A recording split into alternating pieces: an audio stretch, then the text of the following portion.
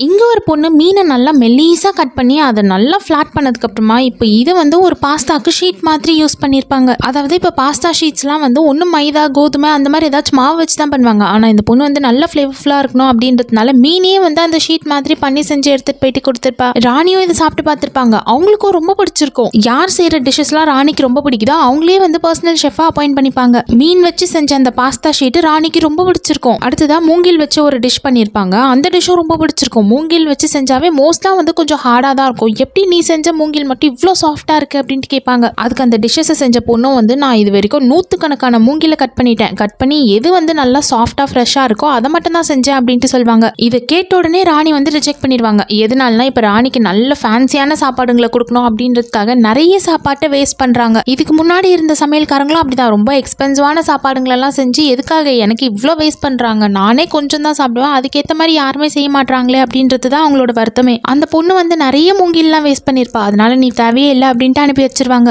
ரெண்டாவதா ஒரு பொண்ணு வந்திருப்பா. அந்த பொண்ணு வந்து மீனை குட்டி குட்டி பீசஸா கட் பண்ணிப்பா. அதை நல்லா டீப் ஃப்ரை பண்ணிட்டு இப்போ கேரட்லயே ஒரு மீன் மாதிரி செஞ்சு அதை எடுத்துட்டு போயிட்டு ராணிக்கு டேஸ்ட்டுக்கு கொடுப்பாங்க. அதாவது இப்போ இவங்க கிட்ட எல்லாம் ஒரே ஒரு மீன் தான் கொடுத்துருப்பாங்க. அந்த ஒரு மீன்லயே வந்து நல்லா இருக்க பார்ட்டை இவங்க 2 பேரும் எடுத்து சமைச்சிட்டாங்க. ரெண்டாவது சமைச்சவங்களையும் ராணிக்கு சுத்தமா பிடிக்கல. இப்போ வந்து ராணிக்கு பிரசன்ட் பண்றேன் அப்படின்ற பேர்ல வந்து ஒரு பெரிய கேரட்டை எடுத்து அதை மீன் மாதிரி மாத்திருப்பாங்க. அதுல எவ்வளவு கேரட் வேஸ்டா போச்சு அதை பத்தி எல்லாம் கவலையே இல்லை. இப்போ மூணாவதா ஒரு பொண்ணு வந்திருப்பா. அந்த பொண்ணுக்கு வந்து மிச்சமா இருக்கிறது மீனோட தலையும் வாலும் மட்டும்தான். அதனால அந்த மீனோட தலை வாலு மிச்சமா இருக்கிற டோஃபு அதெல்லாம் போட்டு ஒரு டிஷ்ஷை சூப்பரா செஞ்சு எடுத்துட்டு வந்திருப்பா. எல்லாரும் பார்த்த உடனே இது வந்து நார்மலா இருக்கிற மனுஷங்க சாப்பிட்றது தான், ராணி சாப்பிட்ற அளவுக்கு இதுல ஒண்ணுமே இல்லையே அப்படின்னு தான் சொல்லுவாங்க. ஆனா ராணி டேஸ்ட் பண்ணி பார்த்திருப்பாங்களா, அவங்களுக்கு ரொம்ப பிடிச்சிருக்கும். மீனோட நடுவுல இருக்க பார்ட்டை விட தலையிலயும் வால்லையும் நல்லாவே நிறைய ஃபிளேவர்ஸ் இருக்கும். வெறும் தலையும் வாலும் மட்டும் நம்மளுக்கு வச்சுட்டாங்களே அப்படின்ட்டு யோசிக்காம இருக்கிறத வச்சு எப்படி ஒரு சூப்பரான டிஷ்ஷை செய்யலாம் அப்படின்ட்டு அந்த பொண்ணை யோசிச்சு ரொம்ப அழகா பண்ணியிருப்பா. இதுல வந்து நிறைய பொருளும் வேஸ்ட் ஆகல. சாதாரண இன்கிரீடியன்ட் வச்சு ரொம்ப சூப்பராகவும் சமைக்க முடியுது அப்படின்னா கண்டிப்பா இந்த பொண்ணு தான் அப்பாயிண்ட் பண்ணோம் அப்படின்ட்டு இந்த பொண்ணையே எடுத்துப்பாங்க.